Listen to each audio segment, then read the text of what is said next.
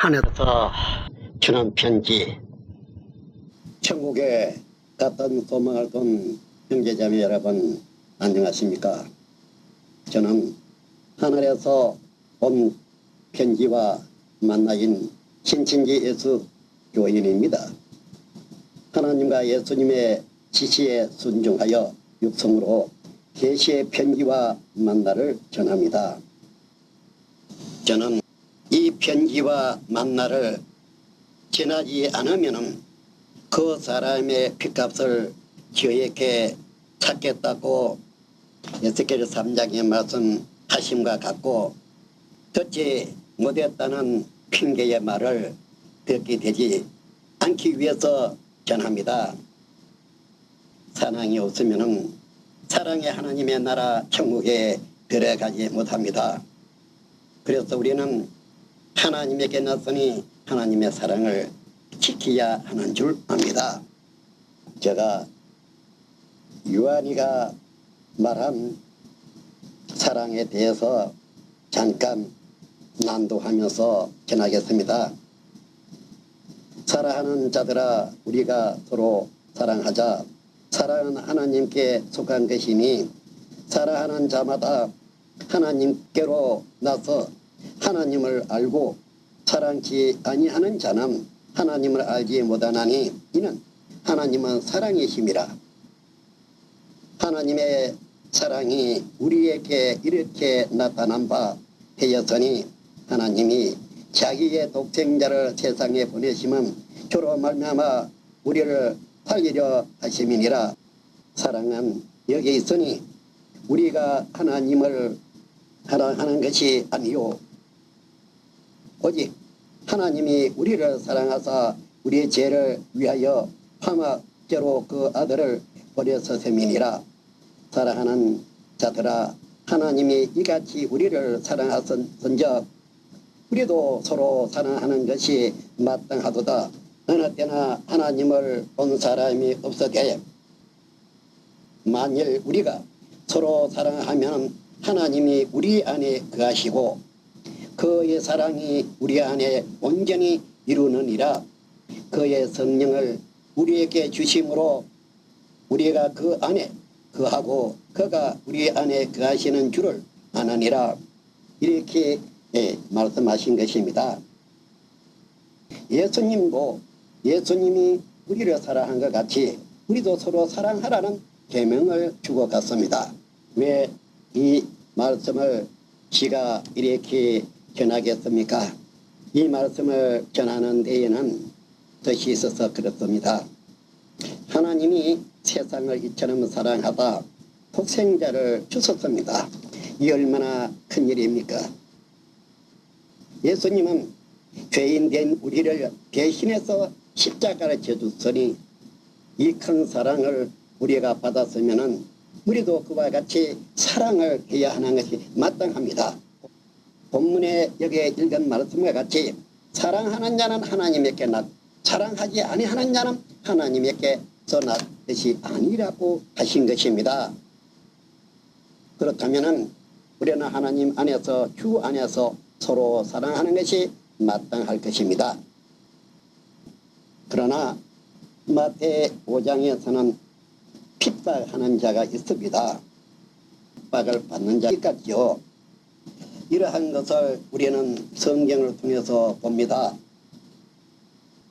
그러면 예수님이 말씀하시기를 핍박하는 자와 핍박을 받는 자가 있는데, 핍박받는 자들에게 하시는 말씀이 너희 상이 하늘에서는 크다고 말씀하시고 너희 이전의 선지자들도 너희 같이 핍박을 받았나니라. 이렇게 말씀하신 것입니다. 이 말씀과 함께 우리는 생각해 볼 것이 있습니다. 어떠한 것이 있는가?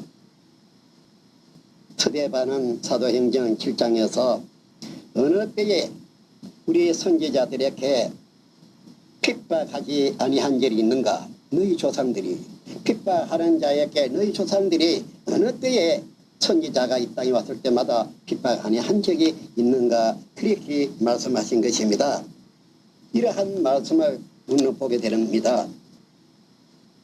그런데 예수님은 또 뭐라고 말씀하셨는가를 우리가 한번 보게 되겠습니다.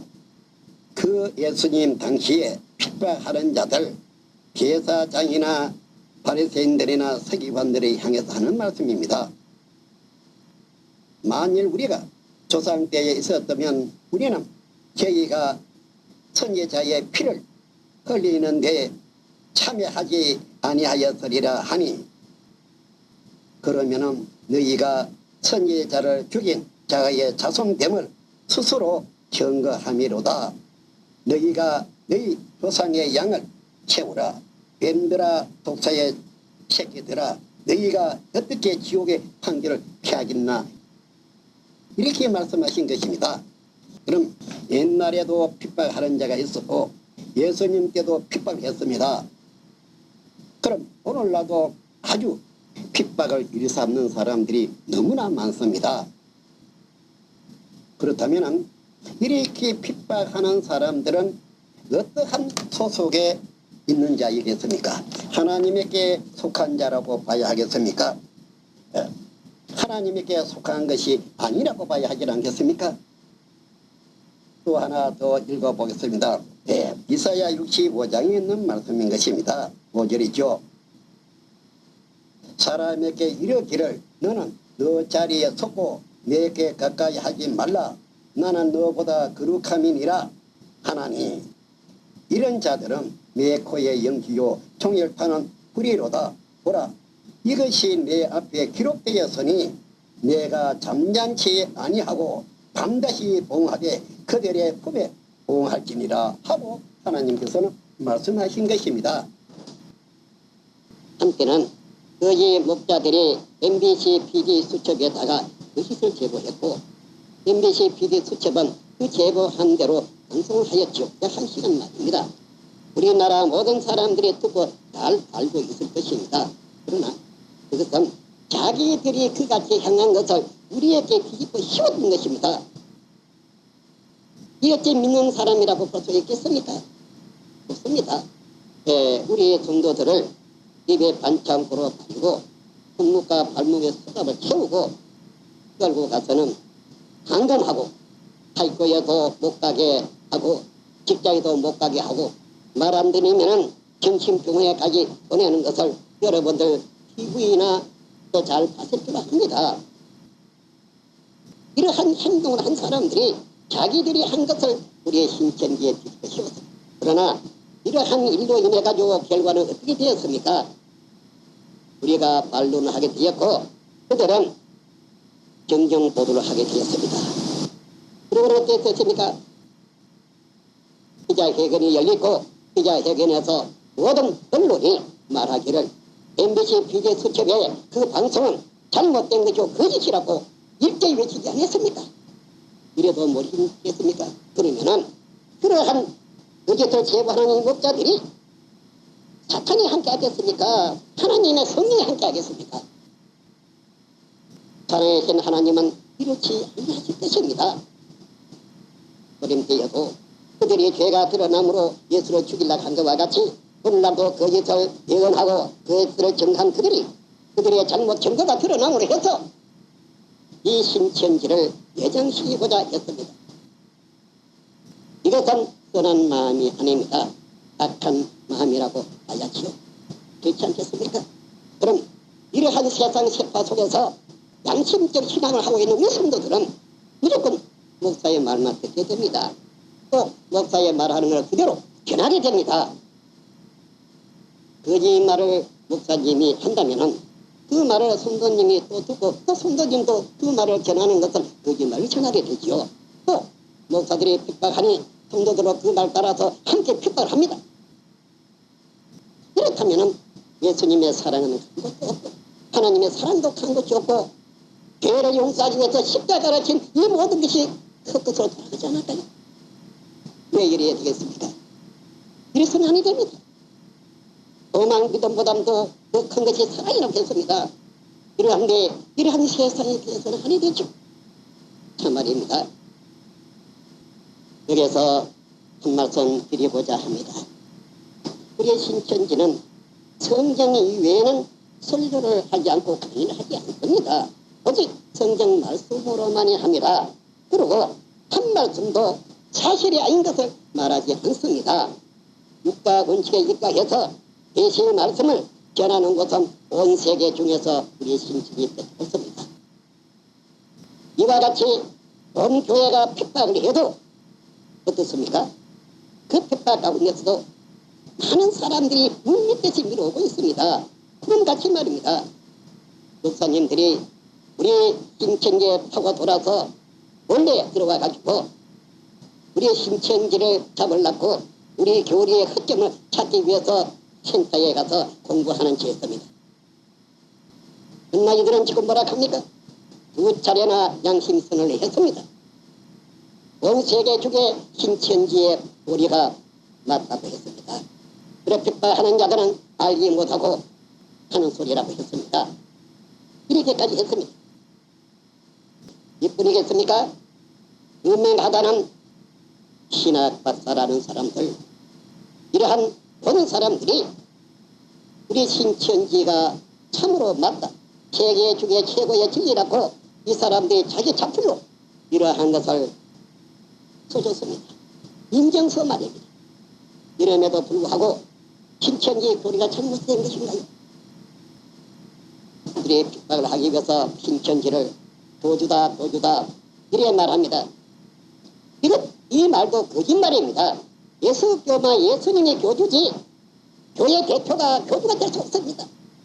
장로교는 장로가 교주라 될런지 모르겠지만 예수교는 예수님이 교주인 것입니다. 이것을 핍박이 이전에 이러한 거짓을 전하는 것이었죠. 요한복음 8장에 거짓말을 전하는 사람은 마귀라 했습니다. 그리고 너희 아버지가 거짓말 하니 너희도 거짓말하니 너희도 같은 마귀의 자식이라는 것을 예수님이 밝힌 바 있습니다.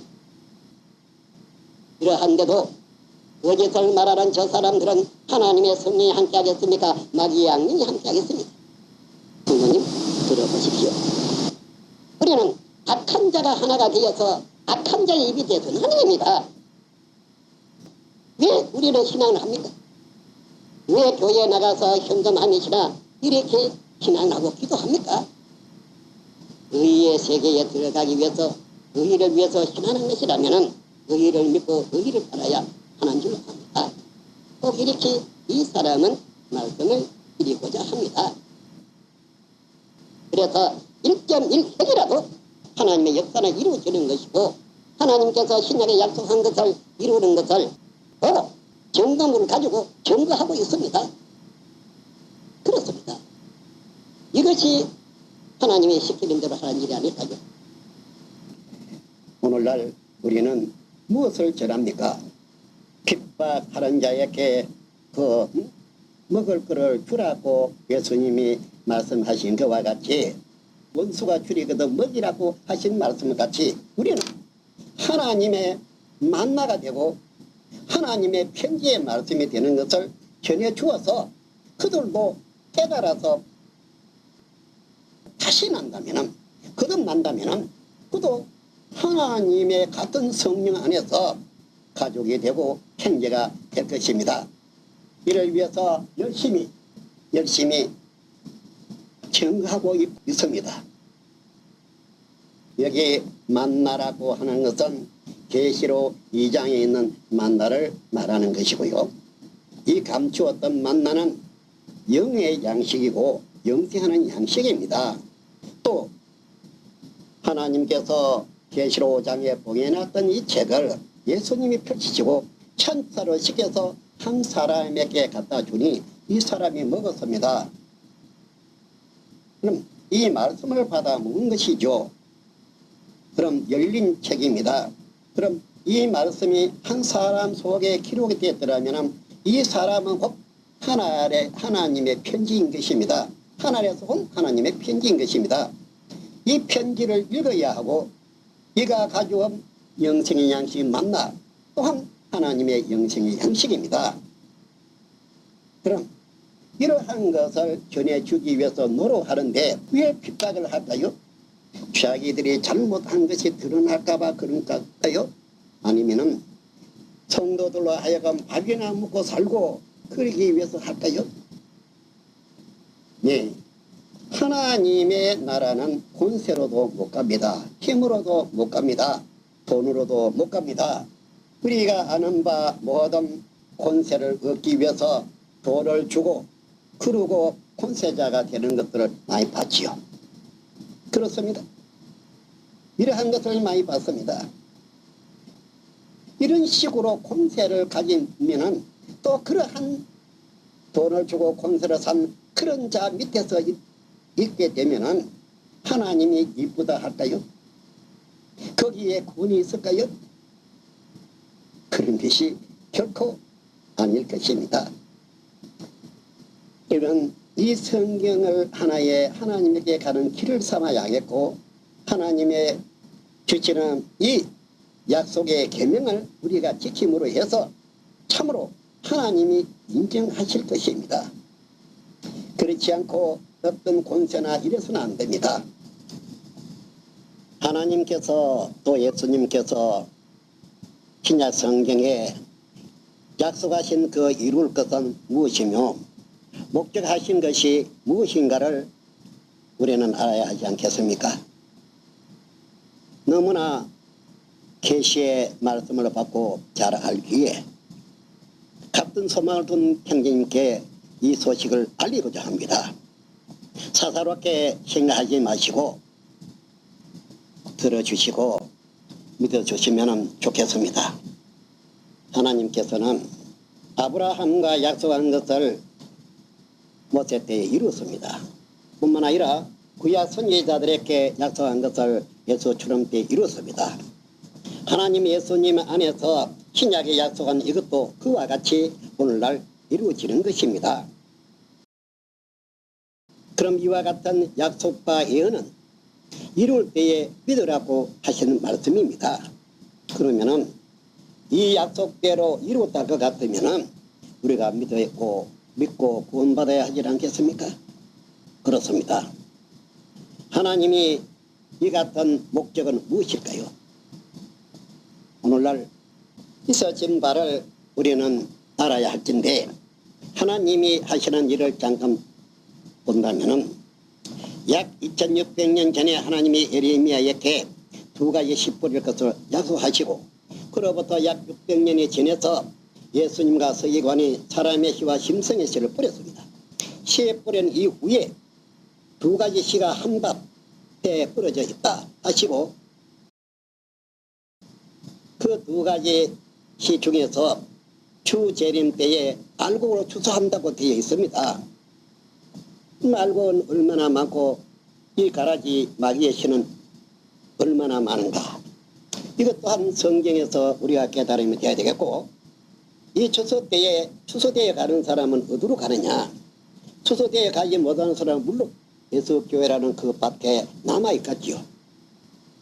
추수대에 가는 곳이 계시록 14장에 보면은 처음 익은 열매들이 12,000 12지파를 이루고 있습니다. 그렇다면은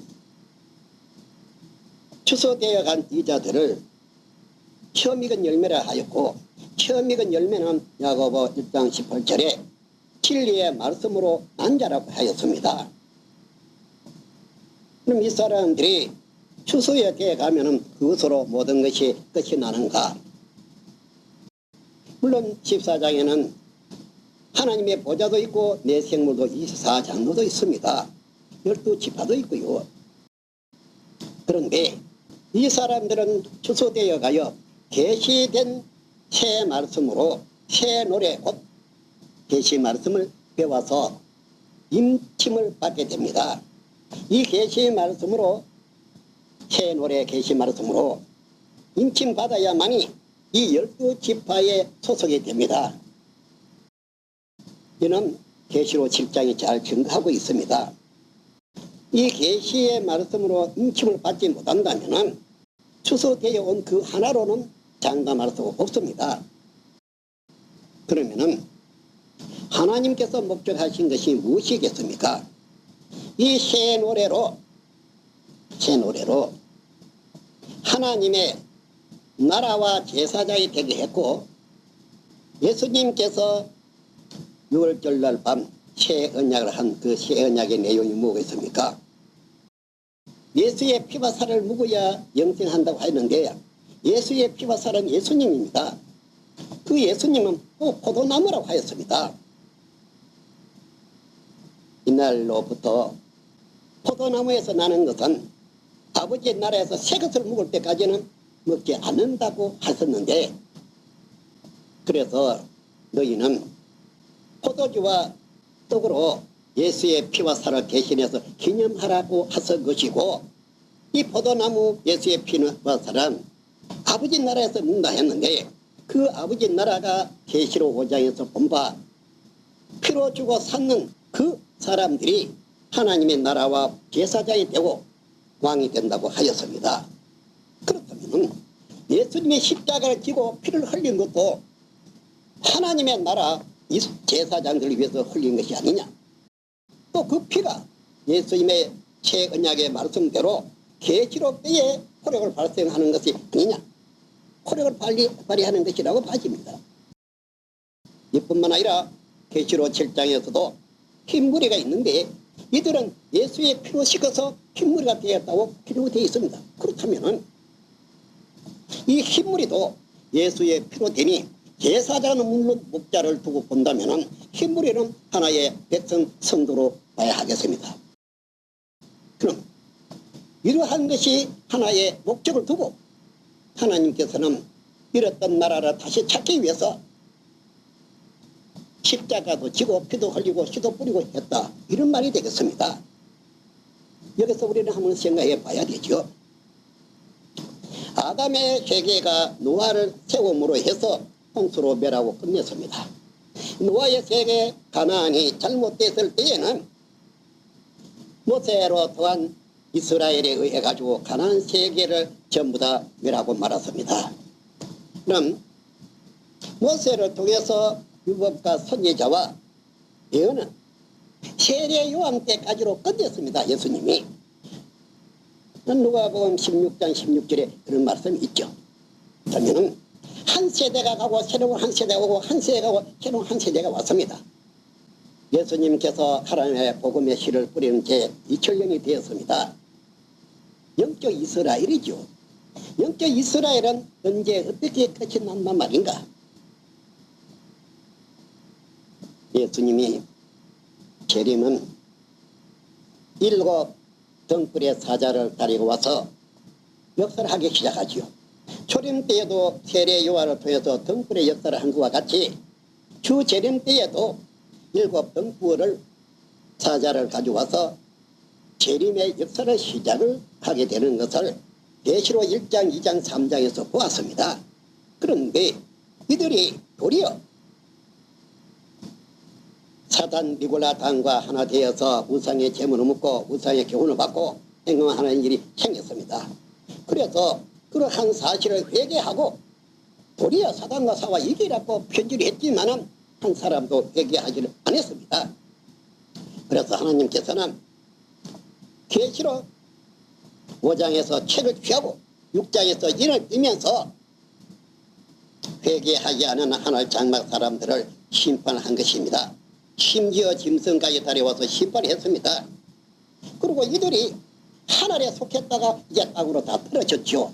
그리고 이방 불과 산과 바위로 다 들어갔습니다. 쫓겨났죠. 아담처럼. 그렇게 된 것이 아닙니까? 이는 뭘 말하는 것입니까? 초림 때에 율법도 선지자도 예언도 끝나는 것과 마찬가지로 예수 재림의 역사에서 초림 때 시제가 2000년까지 역사를 해온 이 모든 예언도 선지자도 목자도 다 끝나는 것이었습니다. 해달 별이 영적 이스라엘이라면 떨어졌으니 끝나는 것 아니겠습니까? 이게 하나의 소속이 아닙니다. 끝나는 것입니다. 이것이 예수님이 초림해 오실 때에 천국이라고 했습니다. 자기를. 왜요? 하나님과 천사와 모두 예수님에게 어떻게 천국이라고 하신 것이었죠. 그 천국 역사가 2000년까지 왔습니다. 2000년까지 와서는 예수님의 약속의 말씀과 하나님의 이 말씀에 의하면 계시록 6장에서 모두가 다 끝나는 것입니다. 끝나고 나면은 어떻게 하는가? 계시록 7장에서 인을 추수해서 인을 쳐서 영적 새 이스라엘을 창조하게 됩니다. 영적 이 새 이스라엘이 바로 하나님이 계획하시고 이루겠다고 약속하신 하나님의 나라인 것입니다. 하나님은 아담 범기 후 오롤에 이르기까지 모든 역사를 해왔던 것은 이 계시록에 하나님의 이 나라 하나 이루기 위해서 역사를 해왔습니다. 물론 한 시대가 갔으니 목자도 예언도 다 사실입니다만은 지금까지의 모든 목자들은 하나님의 말씀이 없습니다.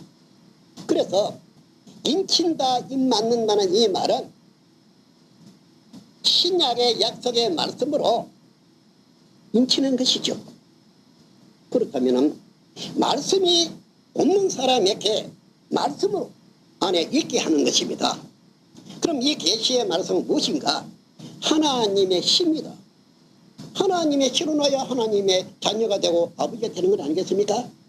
또 이 말씀이 요한복음 1장 4절과 같이 생명과 빛입니다. 생명이죠. 또 이 말씀이 있는 곳에 하나님이 함께 한다고 했습니다.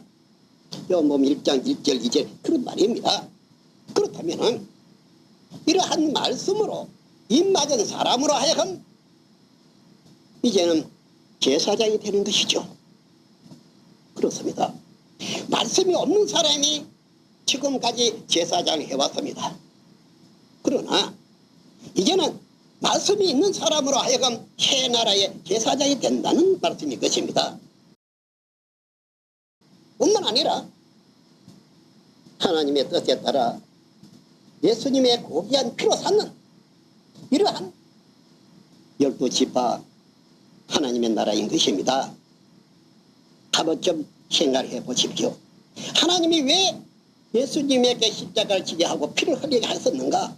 왜 예수님이 장래의 것을 이와 같이 예언하셨는가? 이는 하나님의 목적한 바가 있어서 그와 같이 한 것입니다. 그래서 약속하신 바 그 모든 것은 오늘에 와서야 이 계시록 시대에 와서야 추수도 하고 인을 치기도 하고 하나님 나라를 창조하는 것입니다.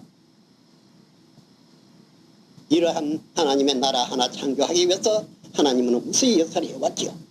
그렇다면 이 모두가 옛날로부터 예언해 왔던 이 모든 것은 계시록 시대에 오직 하나님의 입맞은 이 한 나라를 창조하기 위해서 역사를 해왔다는 것은 틀림이 없는 사실입니다.